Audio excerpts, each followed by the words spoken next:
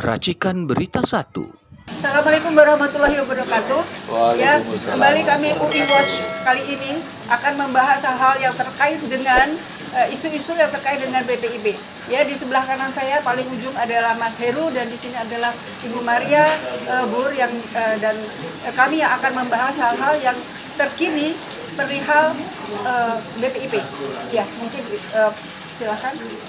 BPIP ini saya agak ada keterikatan emosi dengan ini. Kita mau membahas tentang Paskibraka ya.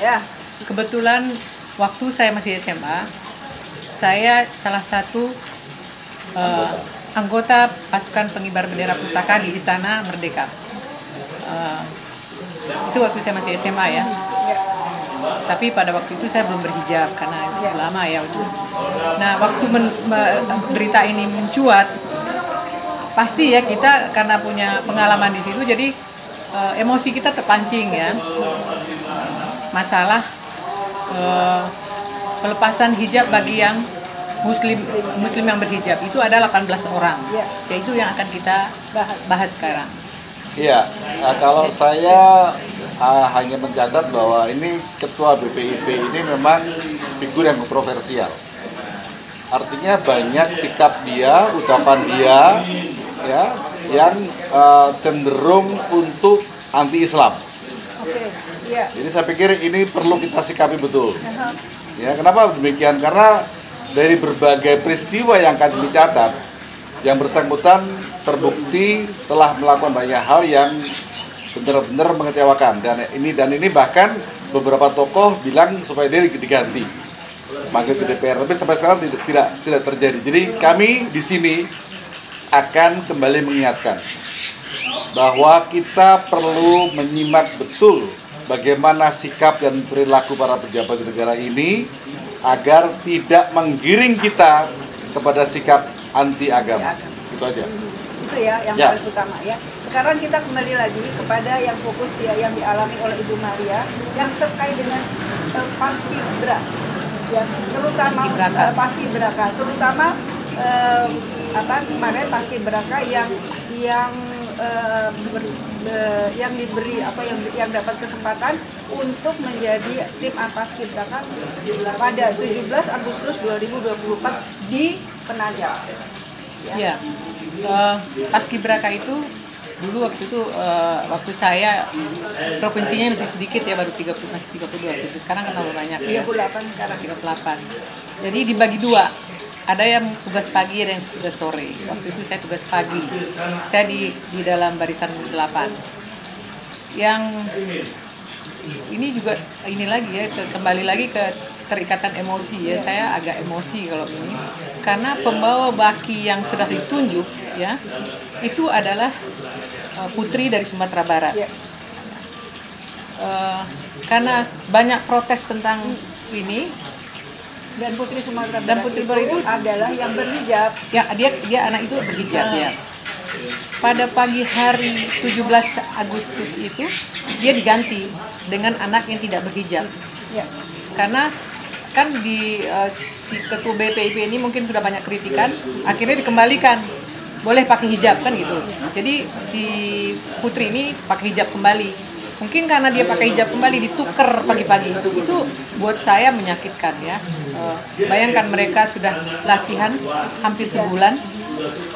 Bagaimanapun satu kebanggaan ya pada anak-anak ya. Tahu dia diganti gitu. Saya emosi, marah saya gitu. Apalagi ini satu kampung sama saya ini ya, pertama marah saya ini. Jadi saya pikir emang kayak Mas Heru bilang, ini ciri-ciri PKI. Kan dia bilang sendiri, musuh Pancasila adalah agama. Agama besar Pancasila. Sekarang agama apa saja yang dia maksud? Yang di situ kan pasti agama Islam ya. Pada 17 Agustus itu agama Islam karena pakai hijab. Jadi kita artikan balik maksud dia yang musuhnya itu adalah agama Islam. Iya. Jadi pada waktu pengukuhan kemarin itu 18 orang yang seyogianya berhijab itu dipaksa atau tidak diperkenankan memakai hijab. Alasannya ada sementara pendapat yang mengatakan mereka itu sudah menandatangani kesediaan untuk mengikuti semua aturan. Tetapi memakai hijab itu hak setiap peserta, ya, satu. Kemudian setelah pengukuhan pada pelaksanaannya, ya, 18 orang itu tetap memakai hijab. Kenapa? Karena kami atau semua warga atau semua netizen, ya, protes menolak itu, ya. Jadi sebetulnya rezim ini ada kecenderungan pada rezim ini. Dia upayakan dulu lemparkan dulu idenya, gagasannya yang berbeda dengan kaidah-kaidah agama. Kalau ada protes, itu mereka langsung merubah. Jadi menurut saya kita tidak boleh lelah untuk terus berjuang, untuk terus melawan apapun yang bertentangan dengan kaidah-kaidah agama, kaidah-kaidah Pancasila yang sudah jelas menjadi pedoman dan falsafah negeri kita. Ya. Ya, silakan Mas Heru mau lanjutkan. Jadi kembali ke figur ini, ya. Dia yang bersangkutan pernah menjadi rektor, ya, di Universitas UIN Negeri Jawa di Yogyakarta. Di Februari 2018 dia membuat peraturan melarang penggunaan cadar bagi mahasiswi. Lalu itu diprotes. Artinya sekali lagi ini membuktikan bahwa dia ini memang sudah punya niat, ya, untuk melawan atau meninggikan aturan agama. Itu saya pikir, apalagi mohon maaf, saya di dada kanan saya masih ada simbol GWK, Gerakan Waspada Komunis. Artinya saya akan terus juga mengingatkan, ya, kepada semua pihak, rakyat Indonesia, bahwa komunis ini masih ada, ya, walaupun tidak berbentuk partai. Ya, jadi kalau orang bilang komunis gaya baru atau PKI gaya baru, tapi gerakannya ada. Jadi tolong jangan sampai kita lengah, kita harus waspada. Gitu. Ya, kita harus waspada, terus waspada, tidak berhenti, tidak lelah untuk terus berjuang. Ya. Tentunya ini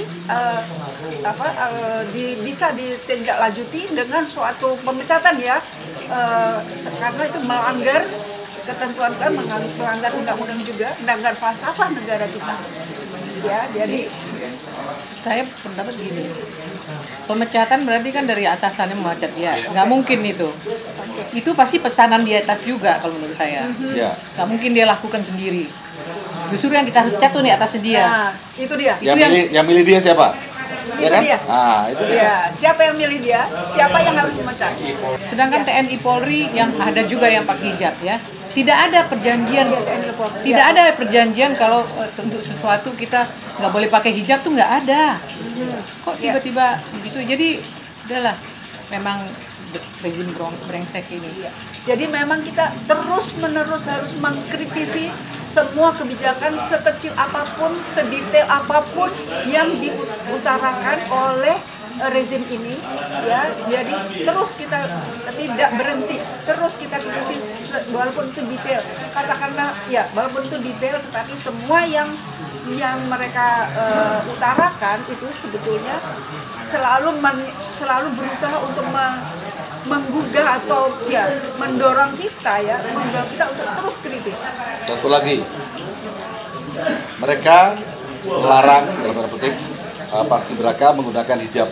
Tapi lihat, kalau kasus pidana di pengadilan, perempuan tersangkanya suruh pakai hijab, itu kan nggak betul itu. Itu kan kesannya kan berarti kan benar-benar memojokkan Islam, seolah orang-orang tersangka perempuan itu Islam semua. Padahal kan jelas itu bukan. Iya. Ya, jadi ini sekali lagi ini kita harus tingkatkan pada, kita nggak main-main untuk itu. Iya, jadi berarti kita juga harus mengkritisi dan menolak itu, ya. Kalau memang tersangka di pengadilan itu selama ini tidak memakai hijab, ya. Jadi dipaksa pakai hijab. Iyalah. Kasus di Bali kan begitu, di pengadilan Bali jelas orang Hindu, begitu tersangka pakai hijab, orang bingung ini gimana ceritanya. Jadi ini ada semacam skenario terselubung bahwa ini mendiskreditkan Islam. Skenario terstruktur. Ya, terstruktur, betul. Skenario terstruktur yang intinya sebetulnya di belakangnya adalah komunis. Ya. Ya, komunikasi. Iya. Tadi saya ingat waktu dibilang oke apa si tersangka dipakai hijab, saya ingat nih, udah wapres apa cawapres sih dia, tiba-tiba dikasih gelar Gus Dur, pakai songkok, pakai ini, apa maksudnya? Cari dukungan dari orang Islam juga kan? Iya. Ini kan dipakai, Iya. tahu dikasih gelar Gus, dipakein baju panjang, gamis, dipakein ini songkok, ini apa maksudnya coba? Ya. Kalau lu mau Aneh juga tuh. nyari suara dari rakyat, Ya. pura-pura jadi orang Islam baik, Tipu. Ya. Oke, jadi memang rezim ini kalau mau dirinci itu sudah puluhan tipu Ya. terhadap rakyat di negeri ini. Maka sekarang kita kembali lagi ya kepada UI Watch untuk tetap terus memperjuangkan veritas, Probitas justisia. Ya, saya rasa cukup ya kita akhiri pertemuan ini. Terima kasih banyak Mas Heru, terima kasih banyak Bu Maria. Assalamualaikum warahmatullahi wabarakatuh. Waalaikumsalam warahmatullahi wabarakatuh. Alhamdulillah.